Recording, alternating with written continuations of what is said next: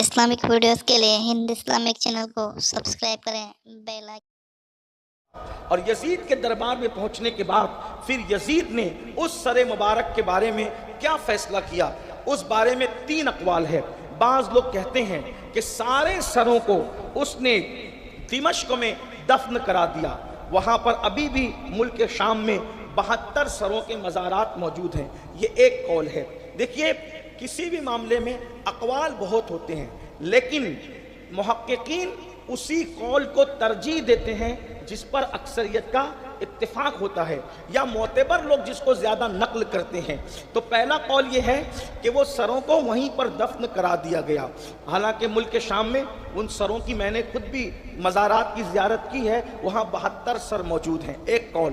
دوسرا قول یہ ہے کہ جب اہل بیت کا لٹا ہوا قافلہ مدینہ منورہ یزید نے بھیجا تو ان سروں کو سیدہ زینب پاک اور امام زین العابدین کربلا لے کر کے گئے واپس سے، اور کربلا میں جس کا مزار جہاں تھا اس کا سر وہیں پر ساتھ میں دفن کر دیا گیا۔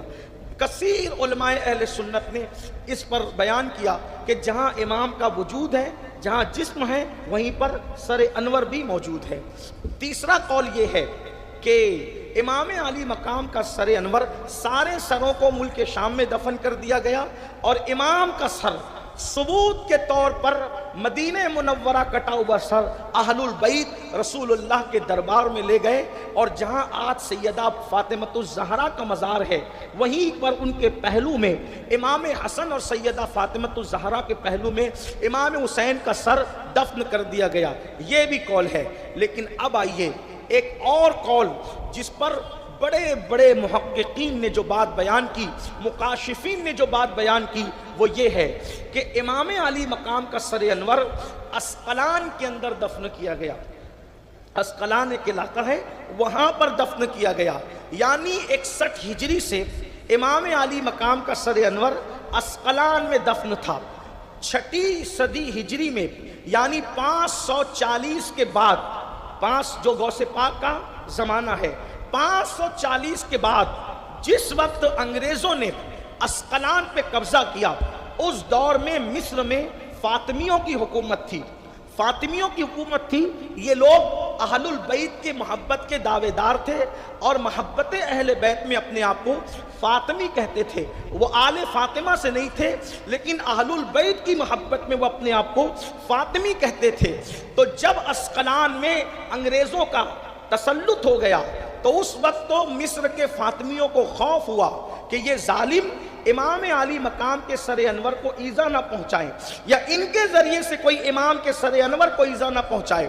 تو اس وقت مصر کا جو بادشاہ تھا، اس نے، جس کا نام طالع صالح بتایا جاتا ہے، اس نے جو ہے بڑی رقم دے کر، ان انگریزوں کو بڑی رقم دے کر یہ اجازت لی کہ یہاں ایک قبہ ہے اور اس میں ہمارے نبی کے نواسے کا سر ہے، وہ سر آپ ہمیں نکالنے کی اجازت دیں اور وہ سر ہمیں دے دیں، اس کے بدلے میں جتنی رقم آپ کو چاہیے وہ رقم آپ لے لیں۔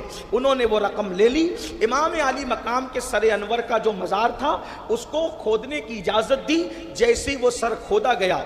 یہ بات جو میں پڑھ رہا ہوں آپ کے سامنے اہل سنت کی بڑی مستند اور معتبر کتب میں ہے، لیکن ایک ہی کتاب کا حوالہ دے رہا ہوں۔ یہ روایت نور الابصار، نور الابصار نام کی کتاب، جس کو لکھا ہے علامہ شیخ مومن شبلنجی رحمۃ اللہ علیہ نے، اور یہ کتاب کیوں لکھی گئی اس کو بھی سن لیں۔ علامہ شیخ مومن شبلنجی یہ نابینا ہو گئے تھے، اندھے ہو گئے تھے، آنکھوں کی بینائی ختم ہو گئی تھی۔ تو شیخ مومن شبلنجی نے منت مانی، اے اللہ اگر تو مجھے آنکھ عطا کرے تو میں تیرے محبوب کی اہل بیت کی شان میں ایک کتاب لکھنے کا وعدہ کرتا ہوں، بس تو مجھے روشنی دے دے، میں کتاب لکھوں گا اہل البیت کی شان میں۔ بس یہ دعا کرنا تھی، اللہ نے ان کی آنکھوں کو روشن کر دیا۔ پھر انہوں نے کتاب لکھی اہل البیت کی شان میں، اس میں انہوں نے رسول اللہ کی مختصر سیرت لکھی، صدیق اکبر کا مختصر تذکرہ کیا، فاروق اعظم کا مختصر تذکرہ کیا، عثمان غنی کا مختصر تذکرہ کیا، مولا علی کا مختصر تذکرہ کیا، امام حسن کا مختصر تذکرہ کیا، اور امام حسین کا انہوں نے تفصیل سے تذکرہ فرمایا۔ پھر امام زین العابدین، امام محمد باقر، امام جعفر صادق، امام موسیٰ کاظم، یہ سارے ائمہ اہل بیت کا انہوں نے ذکر فرمایا۔ اللہ اکبر، یہ تذکرہ اس کے بعد انہوں نے کیا۔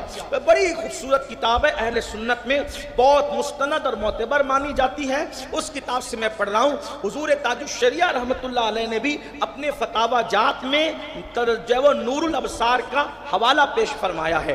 یعنی اتنی یہ مستند کتاب، یعنی کہ ہمارے دور کے علماء محتاطین بھی اس کو اپنے باتوں کے لیے اور اپنے جو موقف کے لیے بطور سند حوالہ اس کتاب کا پیش کرتے ہیں۔ اسی کتاب سے میں آپ کے سامنے یہ پیش کر رہا ہوں کہ آپ کو یعنی سمجھ میں آنا چاہیے کہ امام علی مقام کی ہستی کا نام ہے۔ یاد رکھنا، امام حسین کے بارے میں یہ چلا چلی کی باتیں ہم نہیں کرتے، حقائق ہے حقائق، اور حسین کی ہستی کو کہتے ہیں۔ آپ کو آگے اندازہ ہونا چاہیے، اور بچوں کو یہ بتائیے کہ یہ خاندان نبوت کی شان کے مالک ہیں، ان کے مرتبے کیا ہے، مقام کیا ہے۔ احترام صحابہ اور عظمت اصحاب اور تعظیم اصحاب کے ساتھ اہل البیت کی محبت اپنے بچوں کو پلائیے۔ آج ہر باپ فکر مند ہے، میرا بیٹا ایمان پہ رہے گا کہ گمراہ ہو جائے گا، میرا بیٹا ایمان پہ رہے گا کہ گمراہ ہو جائے گا۔ میں نے کہا گمراہی سے بچنے کے لیے تو 1400 سال پہلے اعلان ہو گیا، لوگوں میں تم میں دو بھاری چیزیں چھوڑ کے جا رہا ہوں، جب تک اس کو پکڑے رہو گے تم گمراہ نہیں ہو سکتے۔ زبان رسالت کہہ رہی ہے دو چیزوں کا دامن پکڑ لو، کبھی گمراہ نہیں ہو سکتے۔ فرمایا ایک اللہ کی کتاب قرآن ہے، اور دوسرے میرے اہل البیت ہے، ان کا دامن پکڑو، گمراہی سے محفوظ ہو جاؤ۔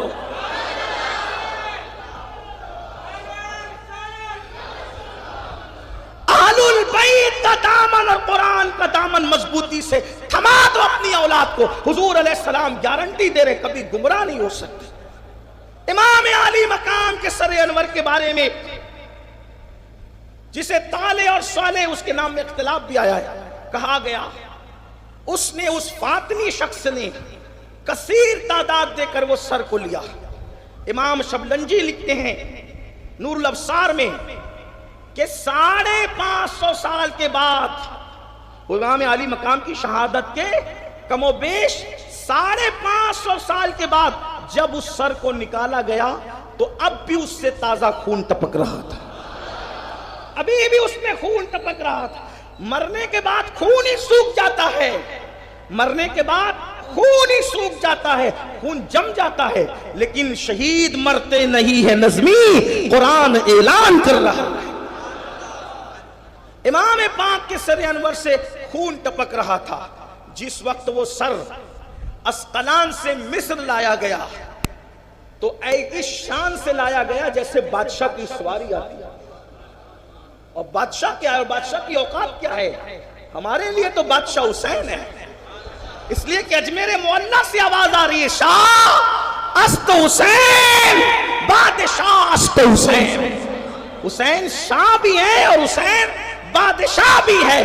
دین است حسین، دین پناہ است حسین۔ حسین دین بھی ہے اور دین کو پناہ دینے والے بھی ہے۔ سرداد نداد دست در دست یزید، حقا کی بنائے لا الہ است حسین۔ بادشاہوں کی طرح بارات کی شکل میں وہ سر انور لایا گیا تو صالح نے کیا انتظام کیا؟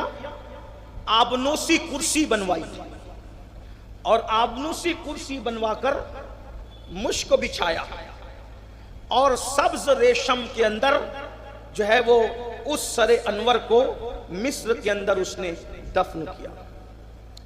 اس لیے امام علی مقام کا سر انور قاہرہ مصر میں ہے، یہ بھی ایک روایت موجود۔